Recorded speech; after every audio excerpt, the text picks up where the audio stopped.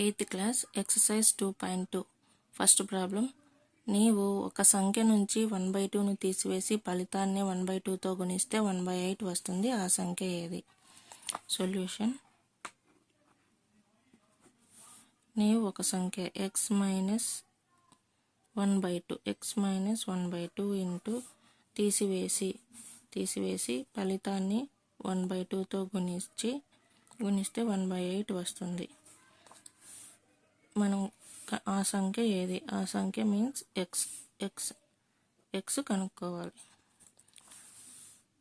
x minus 1/2 equals to 2 1 జా 2 4 జా 8 equals to 1/4. x equals to 1/4 minus 1/2 ఈ పక్కకు వస్తే 1/8 plus 1/2. x equals to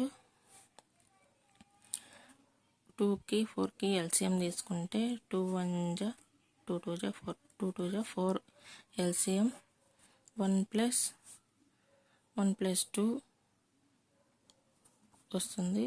x equals to 3/4. ఆ సంఖ్య x ఈక్వల్స్ టు 3/4. ఇది ఆన్సర్.